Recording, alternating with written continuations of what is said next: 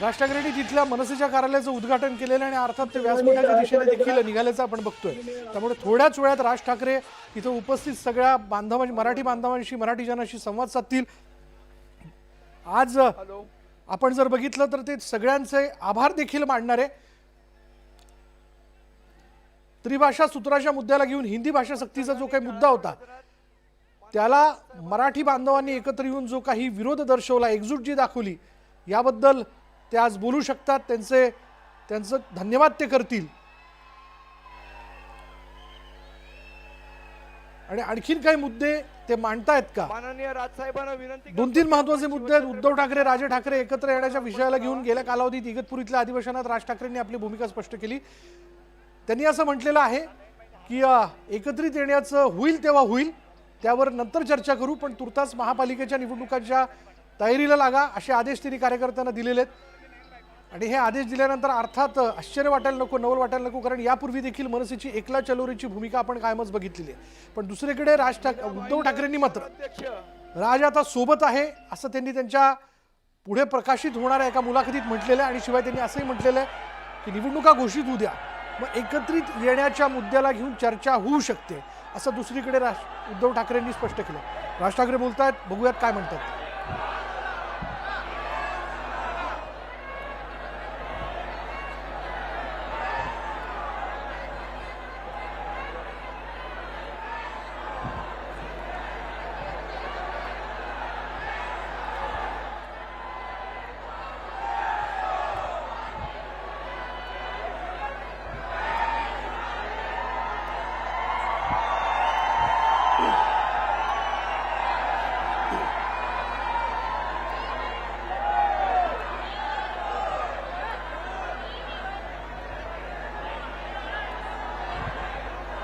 जमलेल्या माझ्या सर्व मराठी बांधवांनो, भगिनींनो आणि मातांनो,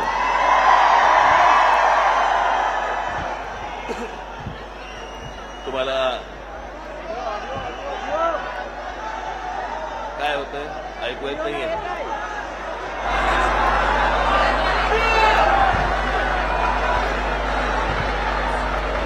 आपण सर्वजण शांत बसलात तर माझं बोलणं तुम्हाला ऐकू येईल।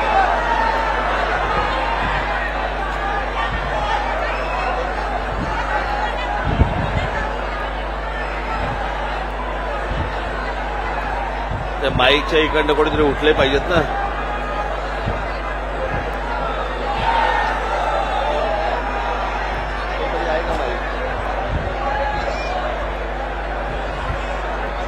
हॅलो,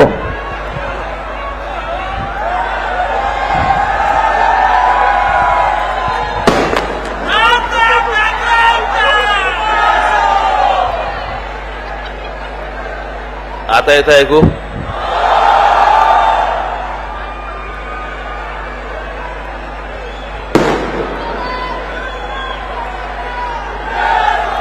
आपण सर्वजण जर शांत बसलात तर मला आपल्याशी बोलता येईल।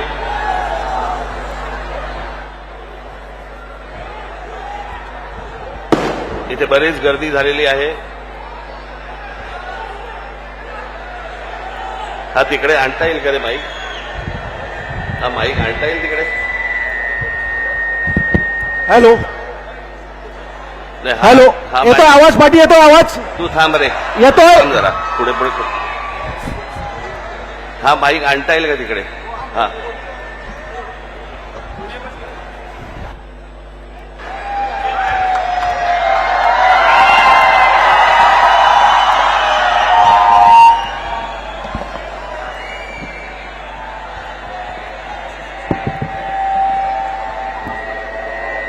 दोन दोन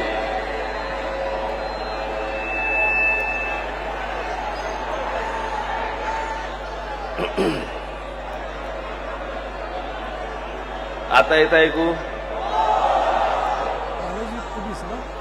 आता आपण जर सर्वजण शांत बसलात तर मला आपल्याशी बोलता येईल।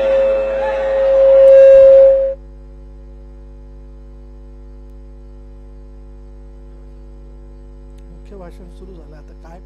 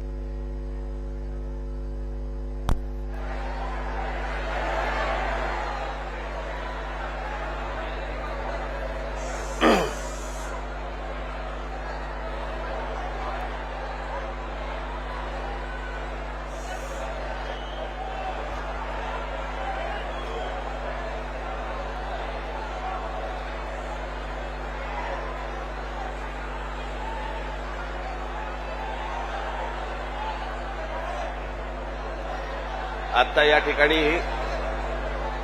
उभं राहायला देखील जागा नाहीये.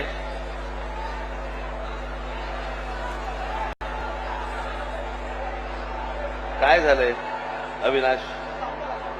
तो काय करणार आहे आता? आता येतंय ऐकून त्यांना.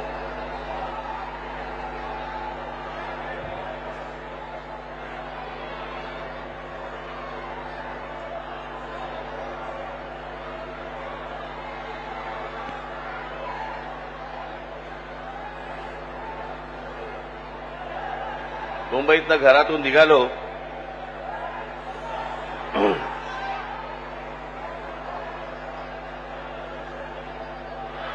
आणि इथे पोहोचायला जवळपास मला 2 तास लागले. अरे हे घोडे बिडे आणू नका रे तुम्ही तिथे.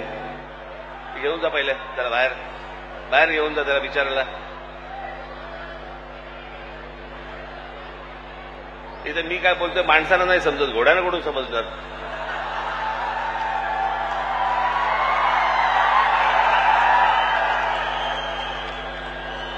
त्या बिचा एक त्याला जागा करून त्या बिचारायला.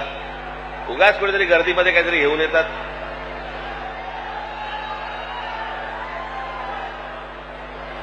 जा त्याला घेऊन जा व्यवस्थित नीट त्याला जागा करून द्या रे.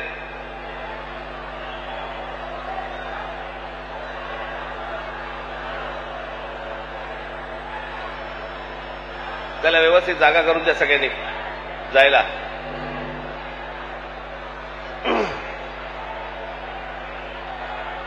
कमाल आहे इथे, म्हणजे माणसांना उभं राहायला जागा नाही, घोडे घेऊन येते. तो मुलगा उतरला का त्याच्यावरनं? का तोही गेला? तुलाच पकडलं होतं का पोलिसांनी?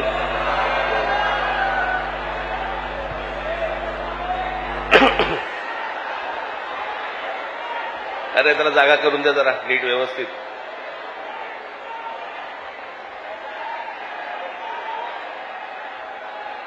कशाला प्राण्यांवरती अत्याचार करताय?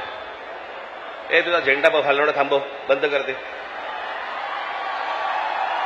बंद करा आता. मी आता बोलायचंय का तुम्हाला बोलायचंय?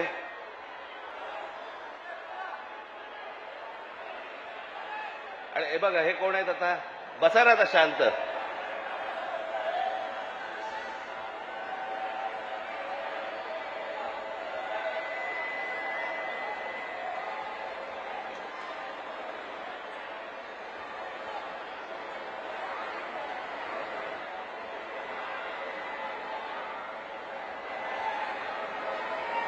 आता जिकडे आहात तिकडे उभे राहा.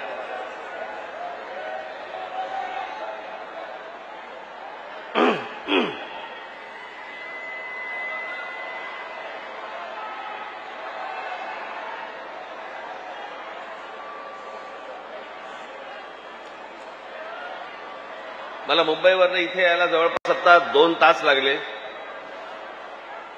आणि मी दरवेळेला मी आपल्या लोकांना नेहमी सांगत असतो की मध्ये वाटेमध्ये स्वागत ठेवू नका.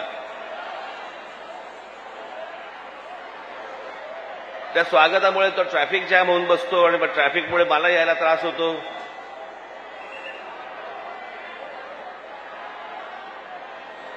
आज इकडे मीरा भाईंदरला मी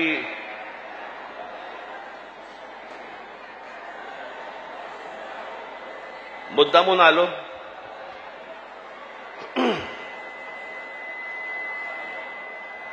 त्या दिवशी तो जो घडलेला प्रसंग होता इथला, काय चाललंय काय रे इथे? काय चाललंय तुमचं?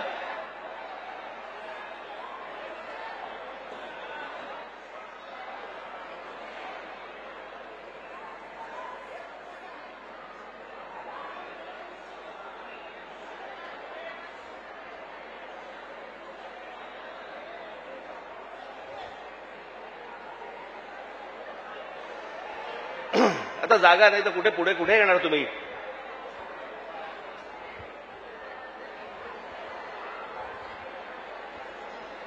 त्या दिवशी इथे जो काही प्रसंग घडला, या काय कोणते मिठाईवाल्याचा काहीतरी झाला तो भाग, आता कानावरती जर मराठी समजत नसेल तर कानाखाली बसणारच मराठी.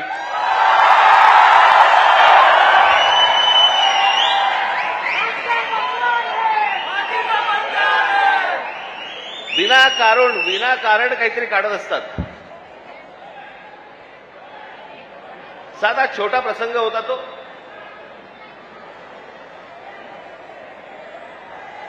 मोर्चासाठी म्हणून तिकडे जे कोणी माझे मराठी सैनिक होते पाणी प्यायला गेले तर तो माणसाने विचारलं कशासाठी मोर्चा काढताय. त्यांनी सांगितलं हिंदी सक्तीचं केलं म्हणून.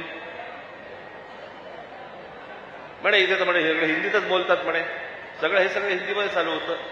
त्याच्यामध्ये त्या माणसाच्या अरेरावीमुळे त्याच्याची काय कानफडीत बसायची ती बसली.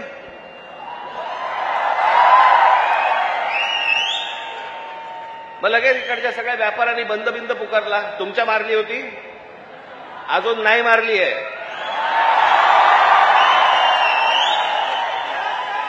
विषय समजून न घेता काय झालंय माहिती नसताना कुठच्या तरी राजकीय पक्षाच्या दबावाखाली येऊन जर तुम्ही हे असले बंद करणार असाल, तुम्हाला काय वाटलं मराठी व्यापारी नाहीयेत?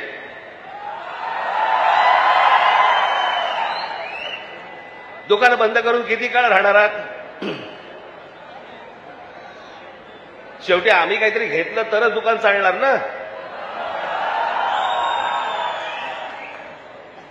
महाराष्ट्रामध्ये राहताय, शांतपणे राहा, मराठी शिका. आमचं काही वावडं नाहीये, तुमच्याशी काही भांडण नाहीये. पण मस्ती करणार असाल इथे तर महाराष्ट्राचा दणका बसणार म्हणजे बसणार, एवढं लक्षात ठेवा.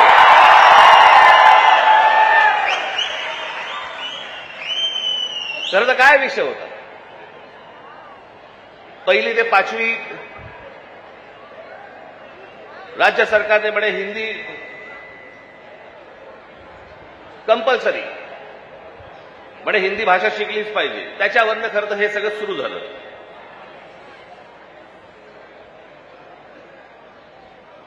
काल आमचे ते मुख्यमंत्री महाराष्ट्र राज्याचे देवेंद्र फडणवीस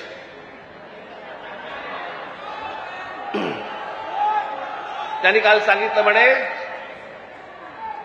तिसरी हिंदी भाषा आम्ही सक्तीची करणार म्हणजे करणार. आता राज्य सरकारला जर आत्महत्याच करायची असेल तर तरी ते बेशक करावी.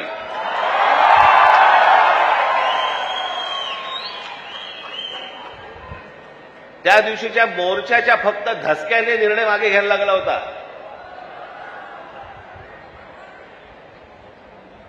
फडणवीसजी तुम्ही सांगताय ना की तिसरी भाषा आम्ही सक्तीची आणणार म्हणजे आणणार. मी आत्ता आपल्याला सांगतो, महाराष्ट्रात 1ली ते 5वी हिंदी आणायचा आपण प्रयत्न तर फक्त करून बघा.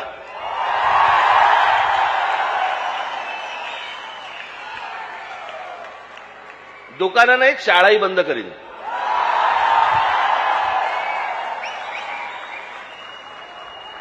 महाराष्ट्र राज्याचा मुख्यमंत्री हिंदीसाठी भांडतोय, मराठीसाठी, मराठी सक्तीची. इतर ज्या बाकीच्या शाळा आहेत याच्यामध्ये तुम्ही आज मराठी आणली पाहिजेत, सक्तीची केली पाहिजेत. ते सोडून तुम्ही हिंदी सक्तीची करण्याच्या मागे लागलेला कोणाच्या दबावासाठी? कोण दबाव टाकते तुमच्यावरती?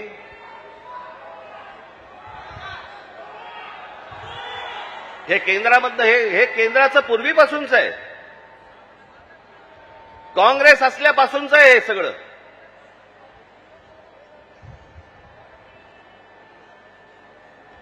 मुंबईसह संयुक्त महाराष्ट्र जो झाला त्याचा जो लढा होता, इतका प्रचंड मोठा लढा, ही मुंबई महाराष्ट्रापासून बाजूला करण्याचा डाव होता. तो कोणाचा होता? काही गुजराती व्यापाऱ्यांचा होता आणि काही गुजराती नेत्यांचा होता. मी एकदा पुस्तक वाचत असताना, आचार्य अत्रेंचं पुस्तक वाचत असताना मला धक्का बसला की मुंबई महाराष्ट्राला मिळू नये याच्यासाठीचं पहिलं जे बोललं गेलं ते कोणाकडनं बोललं गेलं? वल्लभभाई पटेलांनी सांगितलं की मुंबई महाराष्ट्राला देऊ नका म्हणून. वल्लभभाई पटेलांनी, ज्यांना आजपर्यंत आम्ही लोह पुरुष म्हणून मानत आलो, या देशाचे गृहमंत्री, आम्ही त्याच्याकडे आदराने आजपर्यंत पाहत आलो, तुम्ही महाराष्ट्राला विरोध केलात.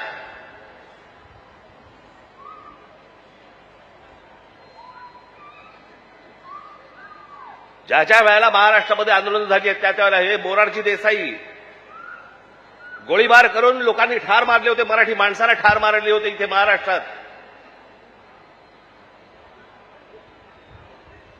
गेले अनेक वर्षांचा ह्यांचा मुंबईवरचा डोळा आहे, अनेक वर्षांचा. हे सहज नाही होते सगळ्या गोष्टी. मी त्या दिवशीच्या माझ्या भाषणामध्ये मी म्हटलं ना, हे चाचपडून बघतायत, तुम्हाला चाचपडून तपासून बघतायत की हिंदी भाषा आणली, बघू महाराष्ट्र विरोध करतोय का, बघू मराठी माणूस पेटतोय का, बघू मराठी माणूस जिवंत आहे का. आणि तो जर शांत दिसला तर हिंदी ही भाषा आणणं ही त्यांची पहिली पायरी असेल. आणि हळूहळू हळूहळू हळूहळू या सगळ्या गोष्टी करून मुंबई ताब्यामध्ये घ्यायची आणि ती गुजरातला मिळवायची, हे ह्यांचं स्वप्न आहे.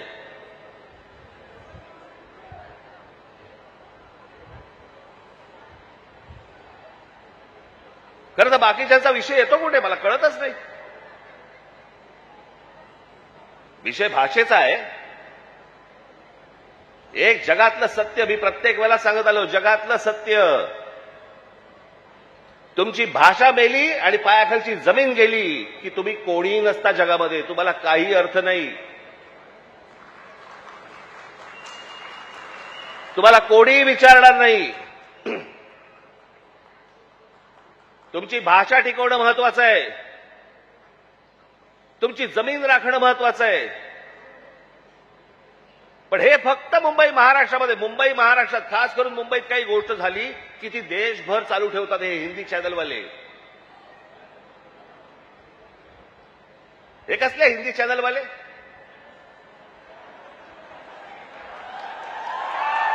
नाही, हे खरं तर या सत्ताधाऱ्यांच्या चपलेखालची ढेकणं आहे ती.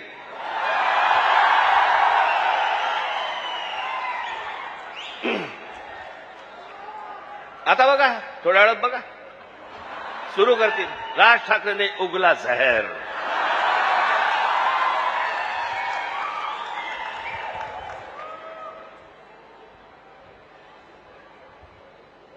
फक्त मुंबईत काही झालं, महाराष्ट्रात काही झालं तर हे सगळे हिंदी चॅनलवाले जाणून बुजून कोणाच्या तरी सांगण्यावरून, कधीतरी स्वतःच्या मनातून, स्वतःच्या रागातून हे पेटून उठतात.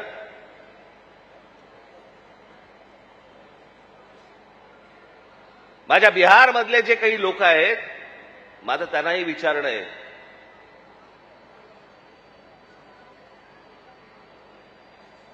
की इथे मी आता आणलंय, इथे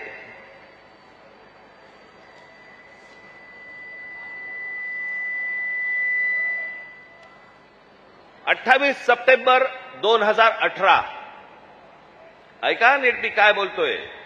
28 सप्टेंबर 2018 धुंदार, हिम्मतनगर जवळ, जिल्हा साबरकांठा, गुजरात, 14 महिन्याच्या एका मुलीवरती बलात्कार झाला. ती मारहाण, त्याच्यानंतर बिहारी लोकांना गुजरातमध्ये मारहाण केली आणि जवळपास मारहाण करून 20,000 लोकांना गुजरातमधनं बिहाऱ्यांना हाकलून दिले, बाहेर काढले. झाल्या का हो बातम्या?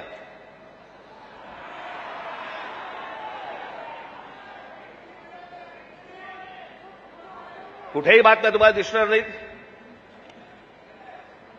हा माणूस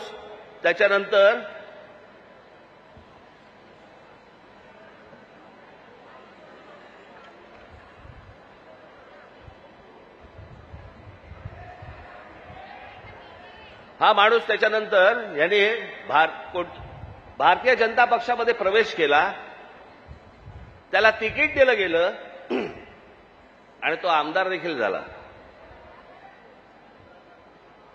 म्हणजे यांच्या राज्यामध्ये हे वाटेल ते करणार, बाहेरच्या राज्यांमधली लोक आतमध्ये घेणार नाहीत, त्यांना मारणार, हाकलून देणार. 10-10, 20-20 आत्ता परत झालं, आत्ता परत गुजरातमध्ये झालं आणि बिहारी लोकांना गुजरातच्या बाहेर काढलं. झाल्या बातम्या? नाही झाल्या.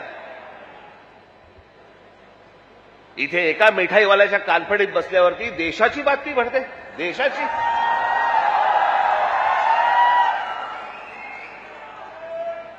देशामध्ये चित्र असं रंगवलं जातं की बघा मुंबईमध्ये महाराष्ट्रामध्ये अमराठी लोकांना कसे मारतायत.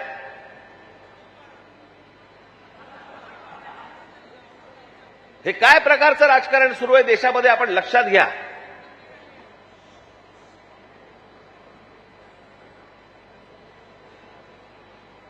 कसली कोणती हिंदी घेऊन बसलो आपण, ज्याला साधा 200 वर्षाचा इतिहास आहे. 200 वर्ष. मराठी भाषेला 2,500 ते 3,000 वर्षांचा इतिहास आहे.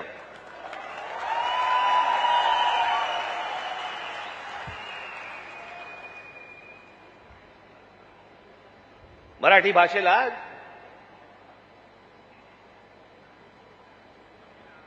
अभिजात भाषेचा दर्जा मिळाला.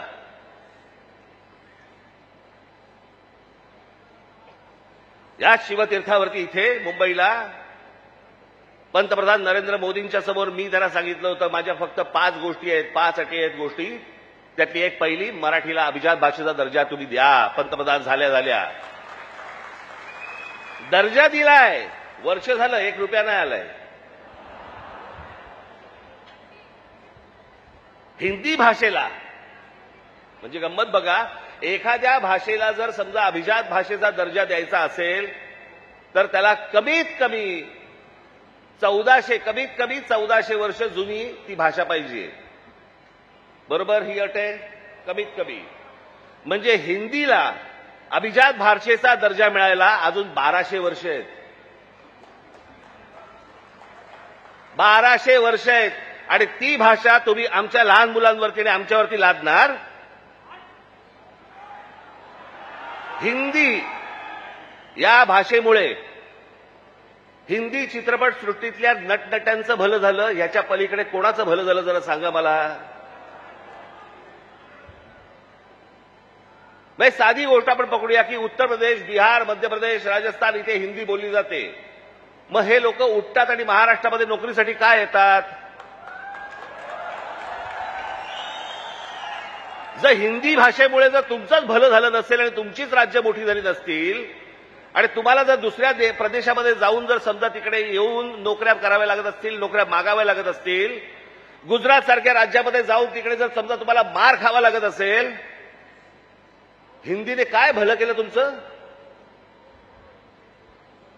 कोणती भाषा घेऊन बसलोय आपण. आणि त्या भाषेसाठी म्हणून महाराष्ट्राचा मुख्यमंत्री पेटलाय.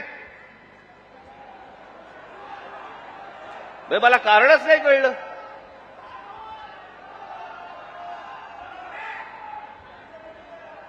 मी तुम्हाला साधी गोष्ट सांगतो, हिंदी ही या देशात कोणाचीही मातृभाषा नाही. हे पहिल्यांदा सर्वांनी लक्षात घ्या. ज्याची काल परवाकडे कानफडीत मारली ना त्याला विचार तुझी मातृभाषा कुठची.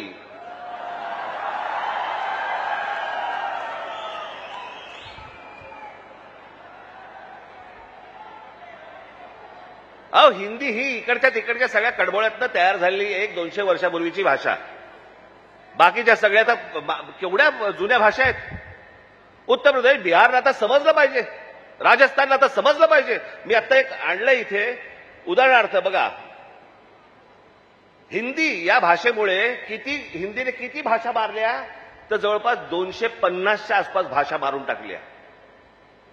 त्याच्यामध्ये कांगरी, गडवाली, कुमाऊनी, अवधी, हरियाणवी, ब्रज, भोजपुरी, मगधी, बाघेली, छत्तीसगडी, बुंदेली, माळवी, भिल्ली, नागरी, बागरी, मारवाडी अशा अनेक भाषा आहेत.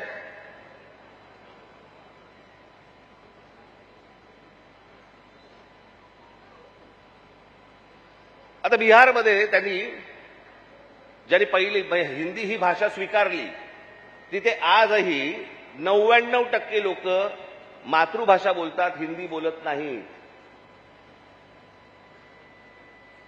म्हणजे अशा तर मी तुम्हाला सांगतो,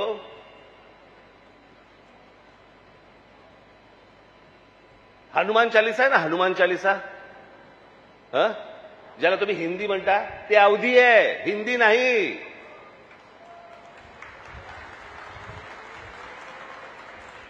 पहिल्यांदा भाषा आपण नीट समजून घेतली पाहिजे. मराठी भाषेचा आपण इतिहास नीट एकदा समजून घेतला पाहिजे. पण ह्यांना भाषेवरती यांचं प्रेम नाहीये. माझं तर सगळ्या भाषांवरती प्रेम आहे. माझा तर दावा कदाचित चुकीचा नसावा, परंतु महाराष्ट्रामधले जेवढे काही नेते आहेत त्या सगळ्यांपेक्षा हिंदी माझं बरं आहे. आणि याचं कारण माझे वडील. माझ्या वडिलांना व्याकरणासकट उत्तम मराठी तर येतच होतं, उत्तम इंग्रजी येत होतं, उत्तम हिंदी येत होतं, आणि माझ्या वडिलांना व्याकरणासकट उत्तम उर्दू येत होतं. भाषा कोणतीही वाईट नसते, कधीच वाईट नसते. जगातली कुठचीही भाषा वाईट नसते. हिंदी ही काही वाईट भाषा नव्हे. आमच्यावर लादणार असाल, नाही बोलणार जा.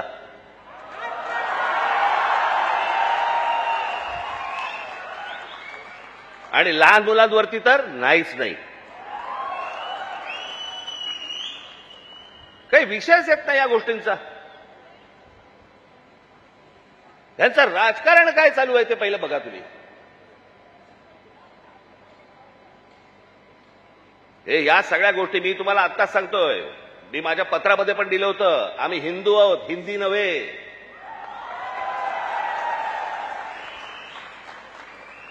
पण हिंदुत्वाच्या बुरख्या खालून जर समजा तुम्ही माझी मराठी संपवायला येणार असाल, माझ्यासारखा कडवट मराठी तुम्हाला सापडणार पण नाही.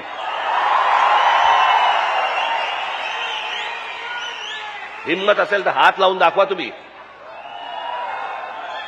आणि हे सगळं षडयंत्र तुम्ही नीट समजून घेतलं पाहिजे. षडयंत्र मुंबईला जर हात लावायचा असेल तर या ठिकाणच्या सगळ्या मीरा भाईंदर पासून तिथे पालघर पर्यंतच्या सगळ्या जेवढ्या मतदारसंघ आहेत, हे मतदारसंघ ह्यांना अमराठी लोकांचे करायचे.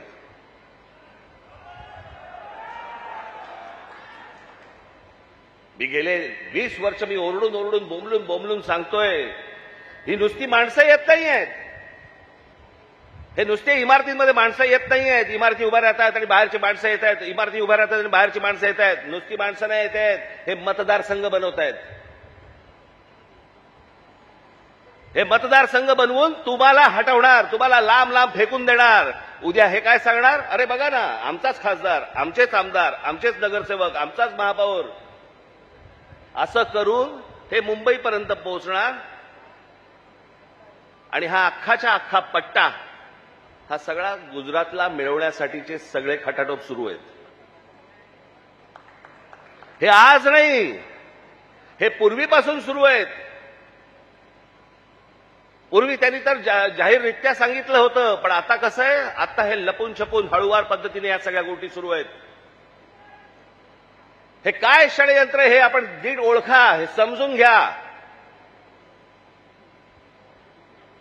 हा सहज आलेला माज नाहीये. हे जास्त तुमच्या अंगावरती येतात आणि तुम्हाला सांगतात नाही मराठी नाही बोलणार, आम्ही नाही बोलेंगे. हा जो माज आहे ना, हा माज तिथून आलेला आहे. तिथून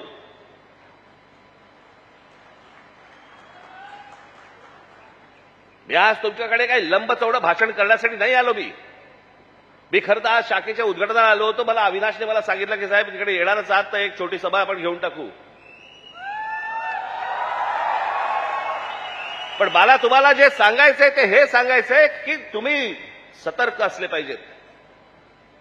आज काहीतरी प्रकरण उसळलं आणि आज काहीतरी उघडलं म्हणून आज आम्ही जागे व्हायचं, उद्या त्याच्यानंतर आम्ही झोपून जायचं आणि मग बाकीचं सगळं पोखरलं जातंय. भुसभुशीत जमीन असते ना, घुशी तिकडे होतात, खडकामध्ये घुशी नाही होत. तुम्ही खडकासारखे टणक असले पाहिजेत. महाराष्ट्राची तुम्ही भक्कमपणे बाजू उभी केली पाहिजेत.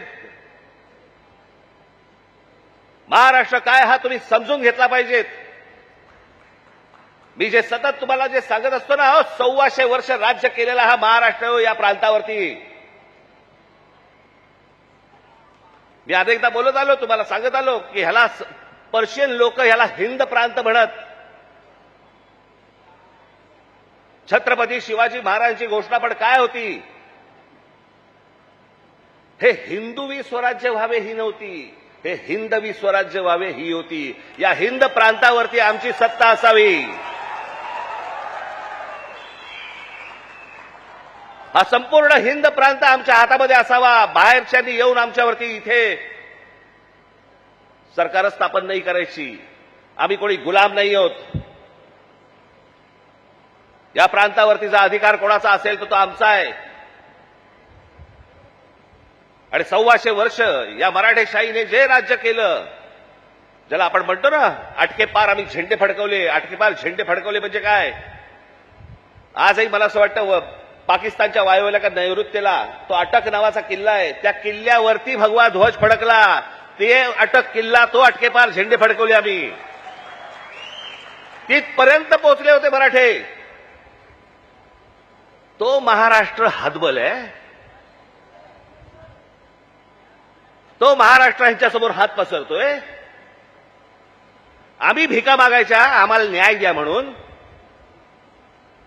तुम्ही या महाराष्ट्राचे राजे, तुम्ही या महाराष्ट्राचे मालक. बाकीची माणसं बाहेरून आली, ती तुमच्यावरती रुबाब करणार आणि आम्ही हतबलतेने त्यांच्यासमोर बोलणार, अरे नाही नाही भाईसाहेब ऐसा मत. का?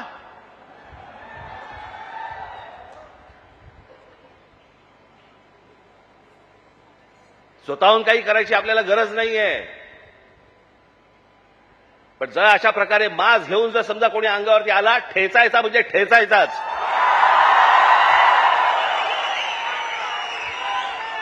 त्या दिवशी तो कोणतरी भारतीय जनता पक्षाचा एक खासदार,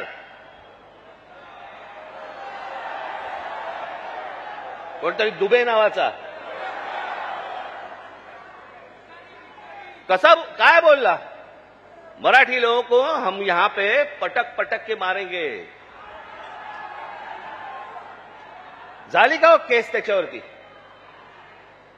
हिंदी चॅनलवाल्यांनी दाखवलं का? पुढे चालवलं का? काही नाही. बघा कसं असतात, कसे असतात ते बघा. तू आम्हाला पटक पटक के मारणार दुबे? दुबेलाच मी सांगतो, दुबे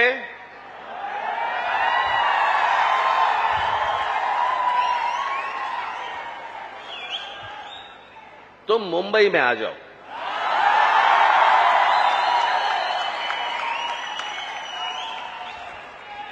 मुंबई के समुंदर में डुबे डुबे कर मारेंगे.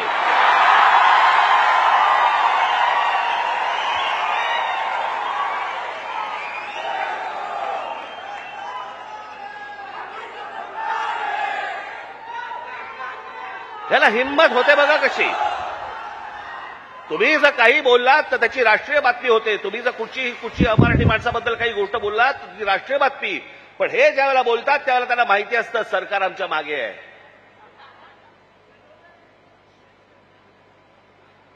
कारण सरकारच जर समजा या गोष्टी इथे लादत असेल तर या लोकांची हिंमत तर वाढणारच आहे. एक गोष्ट त्या दिवशी मी सांगितली, पुन्हा एकदा सांगतो, तुमची सत्ता असेल ती लोकसभेमध्ये आणि विधान भवनामध्ये. आमची सत्ता रस्त्यावरती आहे, रस्त्यावरती. काय नाही. 56 इंचाची तुम्ही पण छाती बाहेर काढून फिरा. हा महाराष्ट्र आहे, तुमच्या बापाचा महाराष्ट्र आहे. परत कोणी जर महाराष्ट्रामध्ये वेडं वाकडं वागायचा प्रयत्न केला, माझा महाराष्ट्र सैनिक त्याचा गाल आणि त्याचा हात या सगळ्या गोष्टींची युती झाल्याशिवाय राहणार नाही.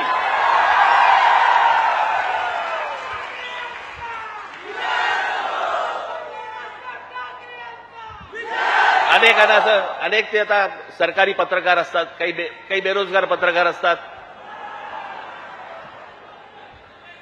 आणि मग ते बेरोजगार पत्रकार कुठच्याही युट्यूब चॅनल बिनलवरती जातात आणि म्हणतात की तुम्हाला माहिती आहे की नाही,